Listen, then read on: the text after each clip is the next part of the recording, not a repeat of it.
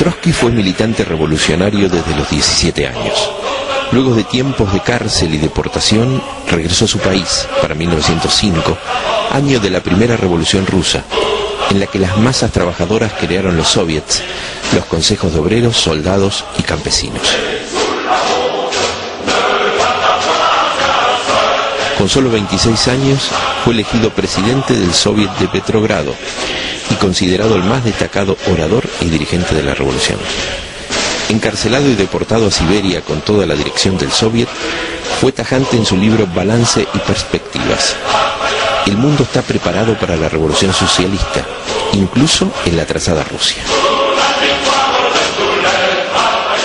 A la dictadura del capital, dominio de una minoría explotadora, había que oponerle la dictadura del proletariado, el poder de las clases oprimidas y explotadas. 1905 había demostrado la hegemonía política de la ciudad en un país mayoritariamente campesino. Para Trotsky, los trabajadores urbanos eran los que podían dar salida a las penurias de las masas campesinas, acaudillándolas hacia la toma del poder.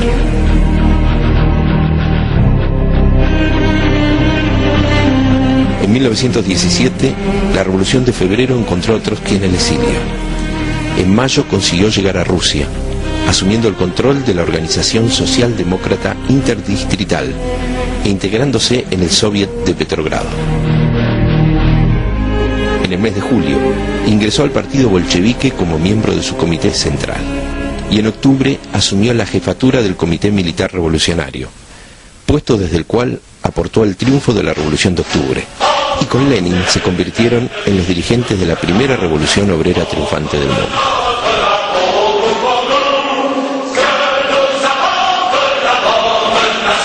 Como comisario de guerra, se encargó de la creación y dirección del Ejército Rojo.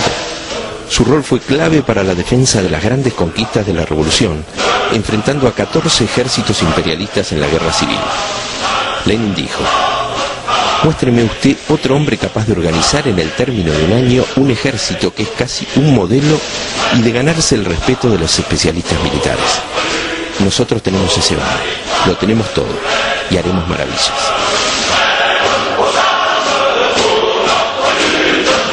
La revolución de 1917 vino a confirmar la teoría de la revolución permanente elaborada por Trotsky, mostrando que la revolución dirigida por el movimiento obrero, incluso en un país atrasado como Rusia, no podía detenerse en un estadio democrático burgués, es decir, realizar tareas como la reforma agraria o la independencia nacional, sino que para resolver esas tareas, el proletariado debía hacerse del Estado y avanzar en las medidas socialistas para enfrentar a la burguesía y evitar su contraofensiva.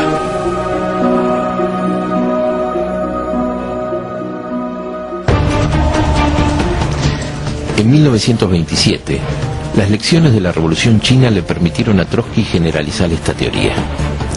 Ya no solo tenía validez para Rusia, sino para el conjunto de los países atrasados que por la situación en el terreno internacional y la relación de clases internas podrían llegar más rápidamente a la formación de un Estado obrero.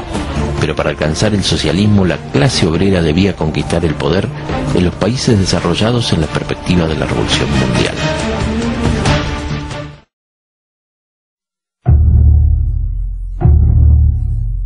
La revolución no triunfó en ningún país de Europa. La Unión Soviética se encontraba aislada. La derrota de la Revolución Alemana de 1923 confirmó el aislamiento. Siglos de atraso económico y cultural heredados del imperio zarista, la devastación provocada por la Primera Guerra Mundial, la guerra civil con la pérdida de miles de valiosos revolucionarios y el cansancio de las masas dejaban una situación enormemente difícil. El partido bolchevique debió cargar sobre sí las grandes tareas del sostenimiento de la revolución.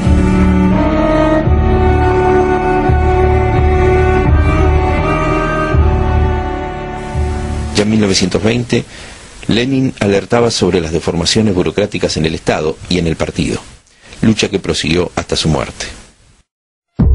En 1923, Trotsky, junto a eminentes bolcheviques, se erigía como líder de la oposición de izquierda, enfrentando las tendencias burocráticas del partido contra Stalin, quien como secretario de organización del partido bolchevique las favorecía. En una serie de artículos, conocidos como Nuevo Curso, Trotsky analizaba la naturaleza del burocratismo y anticipaba los peligros de la relación del partido con el aparato del Estado obrero, la política económica, la cuestión del régimen partidario, y planteaba el camino a seguir. En contra de la perspectiva del desarrollo de la revolución que Trotsky expresó en las lecciones de octubre, Stalin enunció la teoría del socialismo en un solo país, subordinando la política internacional a las necesidades de la Unión Soviética e iniciando un camino de traiciones a los procesos revolucionarios en el mundo.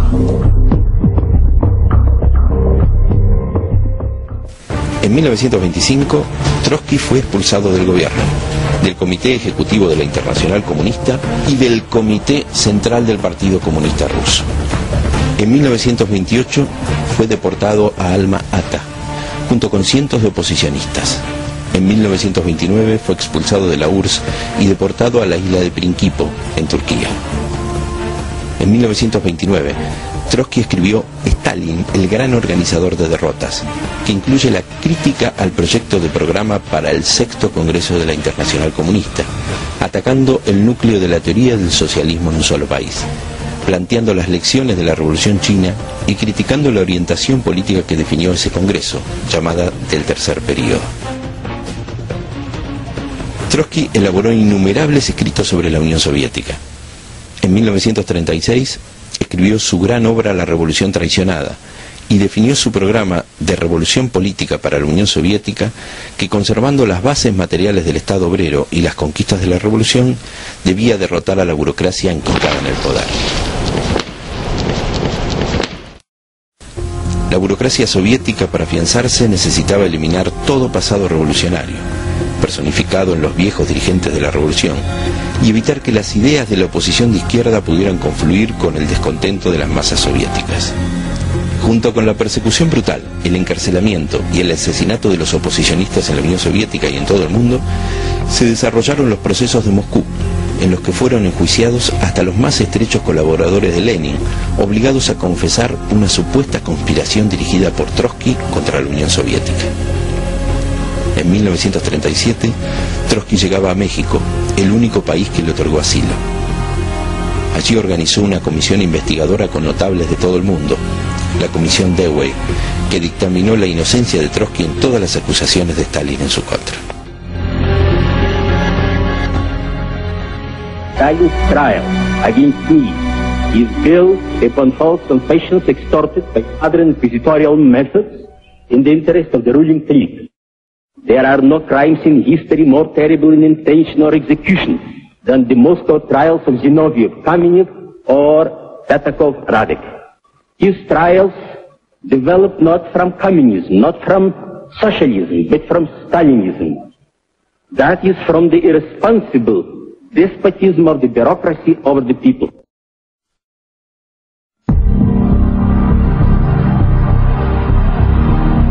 A partir de 1929, la crisis económica mundial dislocaba los viejos regímenes y daba lugar a nuevos fenómenos políticos.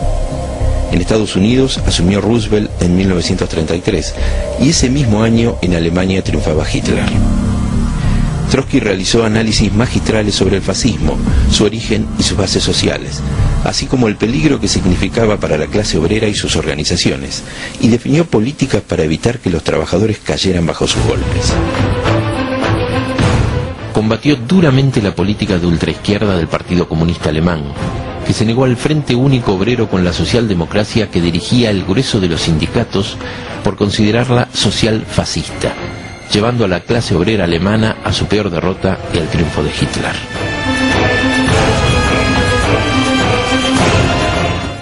Tras el comienzo de la revolución en España, los procesos revolucionarios ocuparon un lugar central durante la década del 30 en Europa.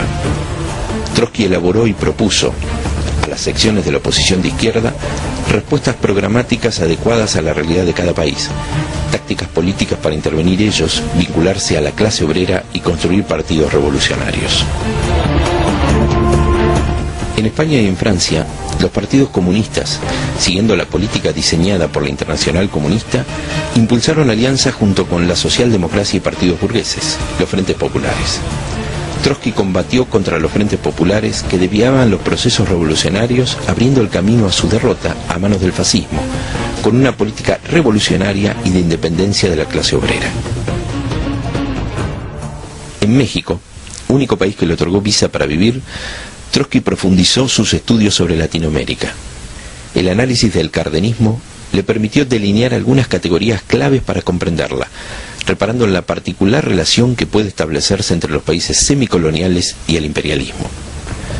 Aquí las burguesías pueden buscar formas de negociación más favorables, dando lugar al surgimiento de regímenes políticos que, situándose por encima de las clases, se proponen arbitrar entre la burguesía nacional y el imperialismo, aprovechando las disputas entre ellos.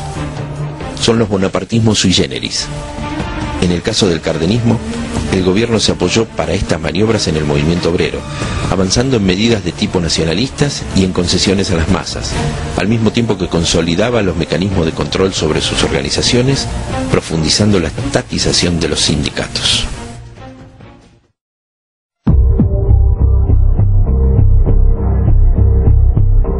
Desde su expulsión de la Unión Soviética en 1929, las energías de Trotsky se concentraron en las complejas tareas que implicaba la constitución de la oposición de izquierda internacional.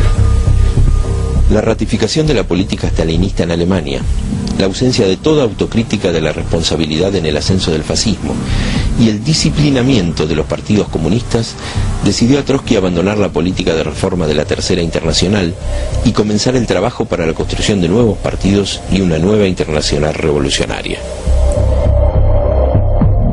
Elabora así todo tipo de tácticas audaces para la construcción de partidos revolucionarios en contra del conformismo y también el oportunismo, con múltiples iniciativas para que la oposición pueda abrirse camino a las vanguardias y a las masas y construir el partido. Plantea el entrismo en el marco de los procesos revolucionarios de España y Francia y aplicado después en Estados Unidos. Para Trotsky, los partidos de la Segunda Internacional, que agrupaban a miles de obreros, crujirían frente al impacto de la crisis capitalista, el ascenso del fascismo y la disposición de las masas a combatir. Amplios sectores afluirían a ellos, y los revolucionarios debían ingresar para disputarle sus alas izquierdas, ganándolas para formar un nuevo partido revolucionario. El crack de 1929 y el triunfo del fascismo aceleraron la perspectiva de la guerra.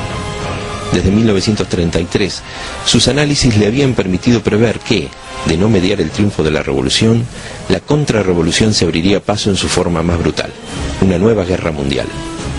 Esta era su mayor preocupación. Sus escritos sobre la guerra tenían el objetivo de ayudar a la Cuarta Internacional a orientarse políticamente para intervenir con más efectividad.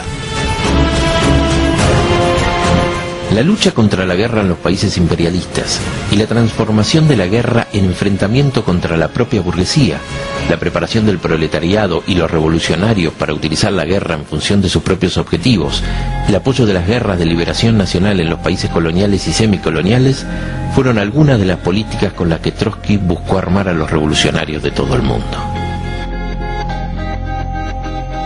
Con esa perspectiva se organizó la conferencia de fundación de la Cuarta Internacional en 1938. Para ella elaboró el documento El Programa de Transición, que establecía las tareas de la revolución en la época de crisis, guerras y revoluciones. Allí Trotsky escribió: la tarea estratégica de la Cuarta Internacional no consiste en la reforma del capitalismo, sino en su derrocamiento. Su objetivo político es la conquista del poder por el proletariado con el propósito de expropiar a la burguesía.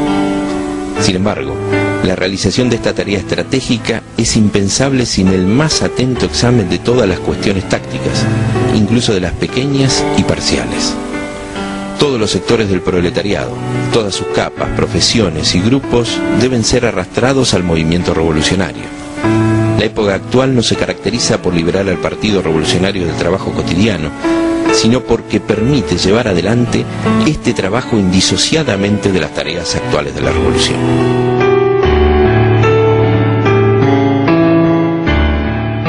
El 20 de agosto, Trotsky es asesinado por el agente español de la GPU, Ramón Mercader, y muere al día siguiente.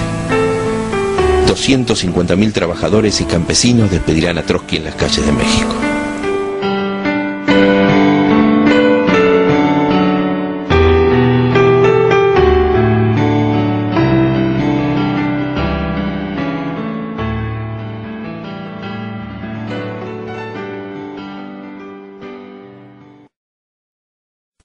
Si nuestra generación se ha revelado débil para imponer el socialismo en la tierra, dejemos al menos a nuestros hijos una bandera limpia. La lucha que se desarrolla sobrepasa de muy lejos en importancia a las personas, a las fracciones, a los partidos. Es una lucha por el porvenir de la raza humana. Será una lucha dura y larga. Los que buscan la tranquilidad y el confort que se aparten de nosotros. En las épocas de reacción, ciertamente, es más cómodo vivir con la burocracia que investigar la verdad. Pero aquellos a los que el socialismo no les resulta una palabra vana, sino el objetivo de su vida moral, adelante. Ni las amenazas, ni las persecuciones, ni la violencia nos detendrán. Será tal vez sobre nuestros huesos, pero la verdad se impondrá. Le abriremos el camino. La verdad vencerá. Bajo los golpes implacables del destino me sentiré dichoso, como en los grandes días de mi juventud, si he logrado contribuir al triunfo de la verdad.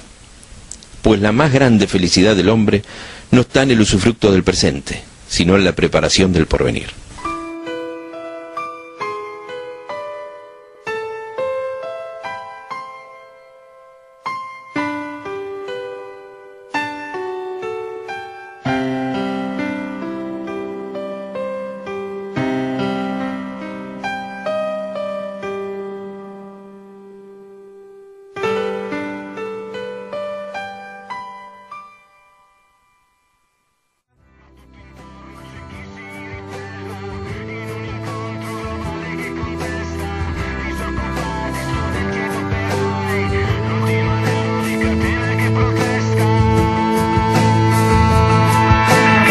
Pueblo obrero a la batalla, hay que derrocar a la reacción, a las barricadas, por el triunfo de la revolución. Levanta la bandera revolucionaria que llevará al pueblo a la emancipación. A las barricadas, por el triunfo de la revolución.